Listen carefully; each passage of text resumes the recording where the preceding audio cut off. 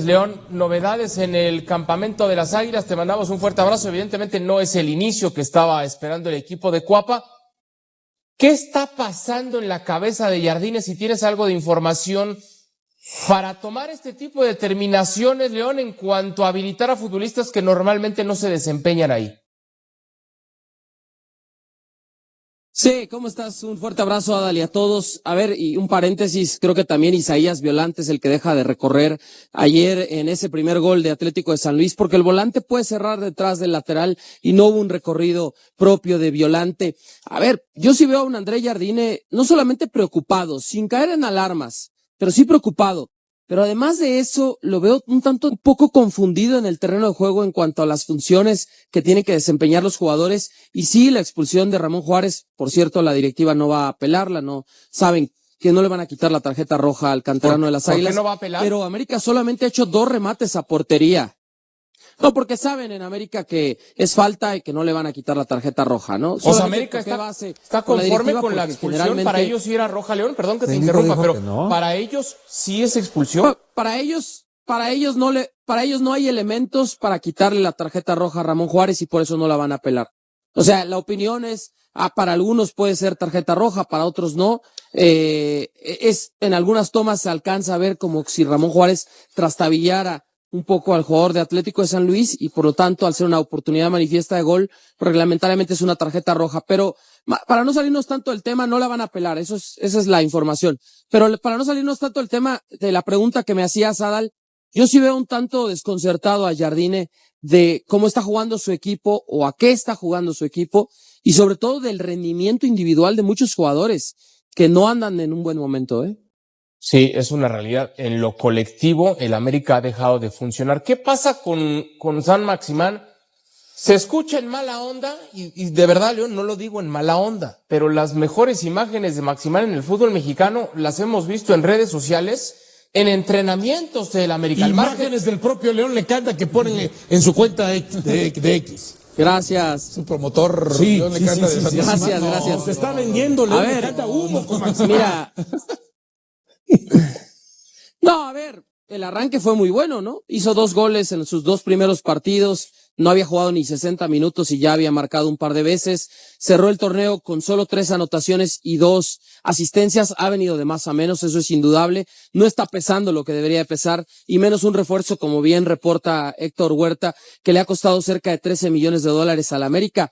Pero además hay otro problema.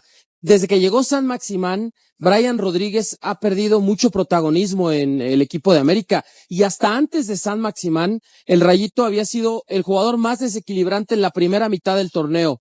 Después, en la segunda mitad del torneo, el más desequilibrante fue Alejandro Cendejas. Entonces, de repente hoy, si por decisión técnica Jardine se está aferrando a poner al francés de titular, dejar al uruguayo en la banca y además el México americano está lesionado, no va a jugar el domingo contra Pachuca Cendejas, pues imagínate qué problemón tiene América. Ya habíamos hablado del centro delantero, ¿no? No está teniendo un buen rendimiento ese jugador, el que se utiliza en la posición de 9. Y de repente ya en la generación de fútbol ofensivo, Álvaro Fidalgo está por abajo de su nivel.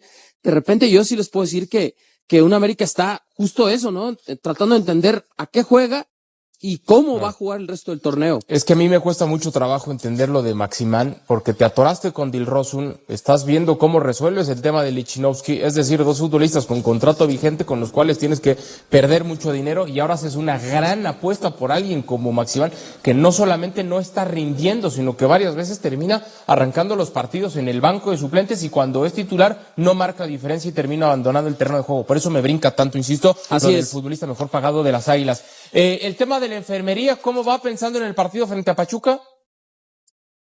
Sí, solamente añadir de San Maximán, ayer sale de cambio, molesto el francés, ¿no? Pero tendría que estar molesto consigo mismo y con su rendimiento, no tanto con la decisión de Jardine de mandarlo al banco, ¿no? En la segunda mitad. A ver, ya recupera a Eric Sánchez, el chiquito seguramente va a estar el domingo. Por cierto, me dicen que Luis Ángel Malagón, Israel Reyes, el chiquito Sánchez y probablemente Alexis Gutiérrez, los 4 convocados de Javier Aguirre para esta no fecha FIFA, los partidos en Panamá y Bolivia. Pero ya Sánchez podrá estar de vuelta contra su ex equipo el próximo domingo en Pachuca, en el Hidalgo. Y los que todavía no van a estar listos, ni Cendejas, ya lo decía yo hace un momento, ni tampoco Henry Martín, aunque hoy en el entrenamiento vimos que aumentó las cargas Martín, ya haciendo algunos trabajos en cancha, pero me dicen que no quieren arriesgar al capitán todavía. Ojalá que pronto regrese Henry Martín al terreno de juego. Perfecto, León, gracias, te mandamos un abrazo y estamos pendientes. Saludos. Abrazo. Yo creo que más que ojalá regrese, ojalá que cuando vuelva no se vuelva a lesionar. Sí. Y a ver cómo regresa. Híjole, Como porque antes, cada que para que se les quite la sonrisa pronto. El América va a tener un 9. Apareció el futuro. Claro, el América en los siguientes días va a anunciar la contratación de un centro delantero. Y mira, no vaya a ser que de repente pueda llegar yo, Pedro. Es un delantero extranjero. Eso sí se los de la puedo Liga adelantar. Mexicana. De la Liga Mexicana. De la Liga Mexicana. ¿Que les anotó gol hoy? Eso es lo que estamos averiguando, si puede ser Joao Pedro. Pero lo que es un hecho es que el América va a tener un 9. Necesita un 9. Le hace falta. Necesita un 9. Ahora, si ustedes quieren hacer un drama y gozarla y tú festejar tu cumpleaños por primera vez porque el América... No, por primera vez no, que llevo 30 años fue festejando el cumpleaños. Si fuera ahora pensando que esto ya está resuelto, bueno, ya lo veremos. Guadalajara arrancó muy mal el torneo anterior, ¿no? Por ejemplo, fue una auténtica facha lo que hizo en las primeras jornadas y se logró. No, pero jugaba va a mucho extrañar, mejor. va a extrañar. Jugaba mucho mejor que Voy a continuar saludando. El América llegó a jugar también muy mal y llegó a ser tricampeón. En el debate voy a seguir saludando. Me encanta que cuando te quedas sin argumentos Toraño tengas que tirar de la comparativa con otros equipos y tengas que sacar sobre la mesa al minuto 20 se quedó. Me encanta. Al minuto 20 se quedó con un hombre menos en una expulsión. No. 2 jornadas bastan para que en Cuapa se desate el pánico y empiecen a volar las teorías conspirativas sobre lo que está pasando con un América que arrancó el Clausura 2026 sin ganar ni meter goles, pero que tiene a medio mundo hablando de crisis, cuando apenas llevamos 180 minutos disputados de un torneo que tiene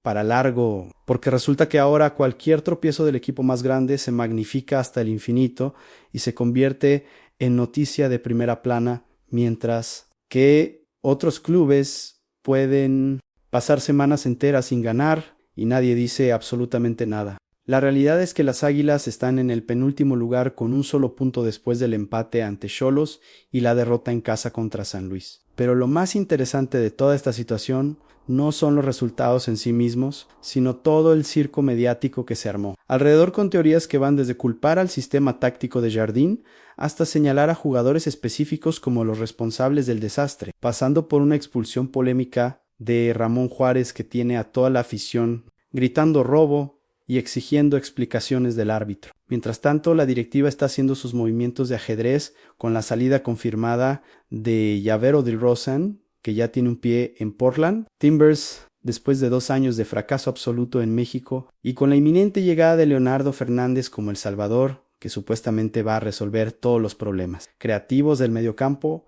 aunque venga de Uruguay con 27 años y con un precio de $8 millones que el América no tiene, pero que seguramente va a conseguir de algún lado, porque aquí siempre aparece dinero cuando hay que fichar. Y lo más jugoso de todo este culebrón es la bomba informativa que soltó Fox Sports revelando que Rodrigo Durado, el fichaje estrella del mercado invernal, llegó al nido porque en el San Luis ya no lo querían por considerarlo demasiado lento, lo cual pone en evidencia que las Águilas están recogiendo lo que otros equipos desechan y encima presumiendo que son grandes refuerzos que van a cambiar la cara del equipo. Deja tu like y tu comentario sobre todos estos temas. Vamos a comenzar hablando primero sobre esta supuesta crisis deportiva que según muchos está viviendo el América después de apenas 2 jornadas sin ganar, porque me parece que hay una desproporción brutal entre lo que realmente está pasando y lo que los medios y la afición están vendiendo como una catástrofe apocalíptica.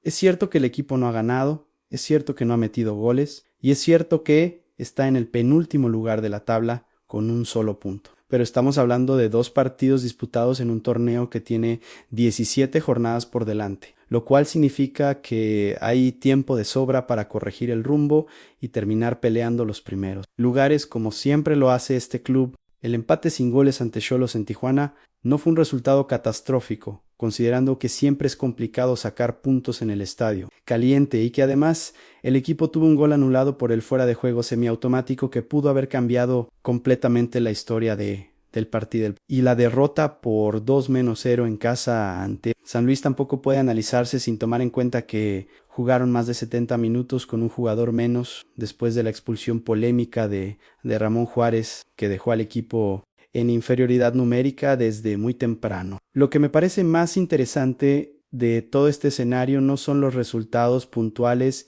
sino la reacción histérica de una afición que está acostumbrada a ganar todo y que no tolera ni siquiera 2 partidos sin victoria. Como si el América estuviera obligado por ley divina a arrollar a todos sus rivales, desde la primera jornada hasta la última, sin importar las circunstancias o el contexto de cada partido. El próximo domingo van a visitar al Pachuca en el Estadio Hidalgo con la presión de tener que ganar sí o sí para calmar las aguas y empezar a sumar puntos que los saquen del fondo de la tabla. Pero la realidad es que ese partido también va a ser complicadísimo porque van a seguir sin Henry Martín, Alejandro Zendejas y Eric Sánchez, que continúan lesionados. Y porque además van a encontrarse con un rival que, aunque no esté en su mejor momento, siempre se crece cuando recibe a equipos grandes en su estadio. Yo creo que todo este pánico es completamente exagerado y responde más a la necesidad de los medios de generar morbo y polémica que a un análisis serio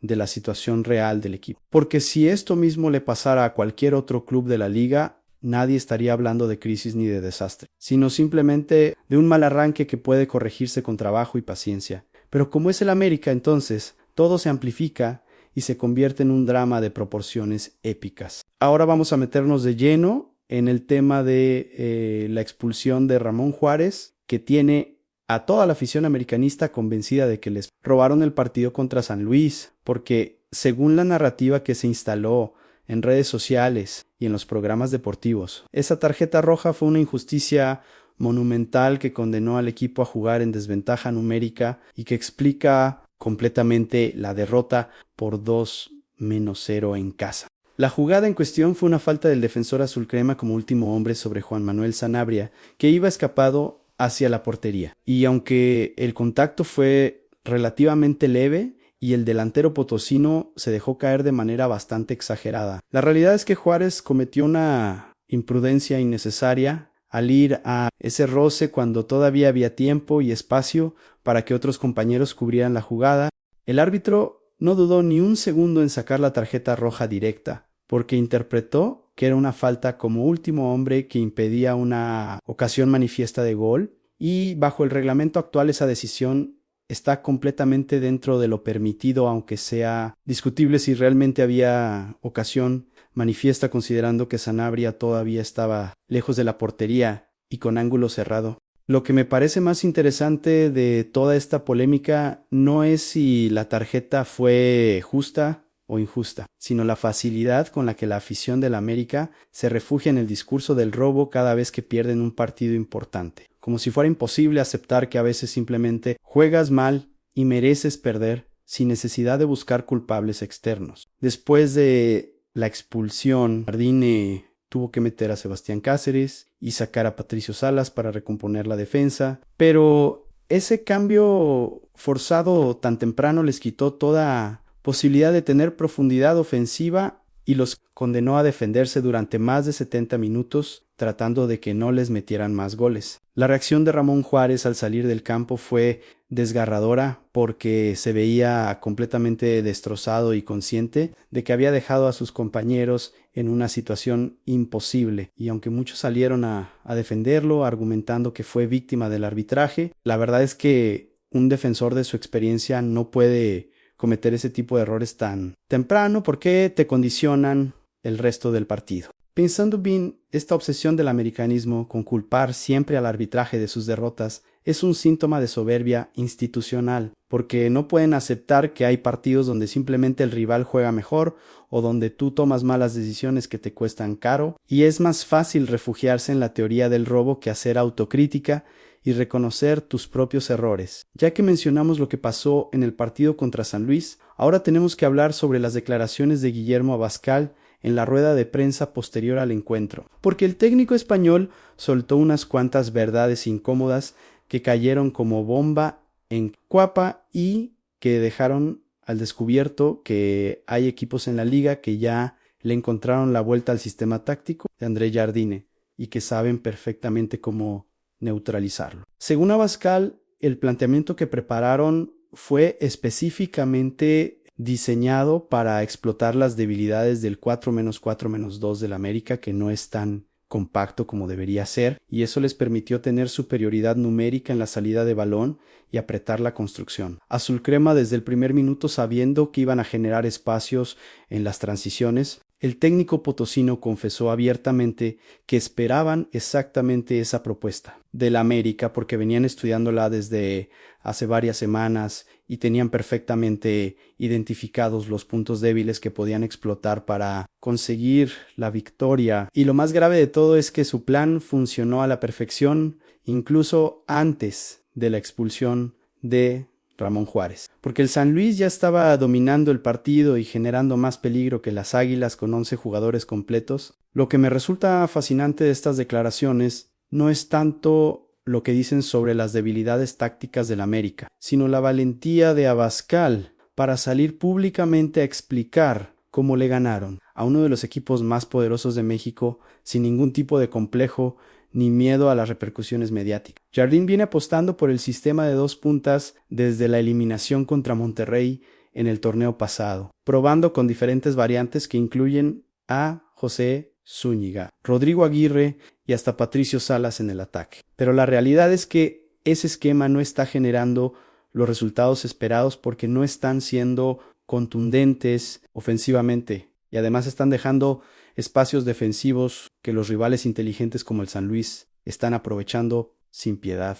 El técnico de los potosinos también quiso restarle importancia a la expulsión, argumentando que la victoria se explica desde el planteamiento previo y no por la ventaja numérica, y aunque eso suena a falsa modestia porque obviamente jugar contra 10 es mucho más fácil, también tiene algo de razón porque su equipo ya venía mejor parado antes de que echaran a Juárez. Yo creo que estas declaraciones de Abascal son un golpe de realidad brutal para Jardine, porque le están diciendo en la cara que su sistema es predecible y que cualquier técnico medianamente preparado puede encontrarle la vuelta. Y lo peor es que no puede salir a desmentirlo porque los resultados le están dando la razón al español y confirmando que hay problemas tácticos serios que necesitan solución urgente. Hablando precisamente de jugadores que están en el ojo del huracán por su rendimiento. No podemos dejar de mencionar el caso de Kevin Álvarez, que se convirtió en el villano favorito de la afición después del partido contra San Luis por el error que cometió en el primer gol de los potosinos. El lateral derecho tuvo una marca deficiente durante todo el encuentro y su falla en el gol rival encendió los ánimos de una tribuna, que lo abucheó sin piedad en varios momentos del partido. Pero lo más interesante de toda esta situación no es el error puntual, sino la reacción de André Jardine, que salió en rueda de prensa. Defender al jugador con uñas y dientes, pidiendo comprensión y apoyo en lugar del linchamiento mediático. El técnico brasileño fue muy claro al señalar que de nada sirve matar a un jugador por cada error, porque lo importante es que aprenda de esas situaciones y que tenga el respaldo del cuerpo técnico para recuperar su confianza. Y además destacó la humildad y la disposición de Kevin para trabajar en corregir sus deficiencias y volver a su mejor nivel lo antes posible. Jardine también dejó claro que el futbolista va a seguir contando con minutos y con oportunidades porque valora su actitud profesional y su entrega en los entrenamientos, mandando un mensaje directo tanto al jugador como al resto del plantel de que aquí nadie va a ser abandonado por cometer errores siempre y cuando demuestre compromiso y ganas de mejorar. Lo que me parece más revelador de toda esta defensa pública es que Jardine está apostando por proteger a sus jugadores incluso cuando la afición los está crucificando, y eso habla muy bien de su liderazgo y de su capacidad para manejar situaciones de presión sin dejarse llevar por la histeria colectiva que se genera en redes sociales cada vez que alguien falla. Kevin Álvarez no es un mal jugador ni mucho menos, simplemente está atravesando por un momento de baja confianza donde cada error se magnifica y donde la presión del entorno lo está afectando más de lo normal. Pero con el respaldo del técnico y con trabajo constante es perfectamente capaz de recuperar el nivel que mostró en torneos anteriores, cuando era una de las piezas más confiables de la defensa azulcrema. Yo creo que la estrategia de Jardine de salir a defender públicamente a Kevin es la correcta en este momento, porque lo peor que puedes hacer con un jugador que está en crisis de confianza es dejarlo solo y permitir que los medios y la afición lo devoren vivo. Y aunque eso signifique bancarse las críticas de quienes piensan que está protegiendo demasiado a alguien que no lo merece, a la larga es mejor para el funcionamiento del grupo mantener la cohesión interna y el apoyo mutuo.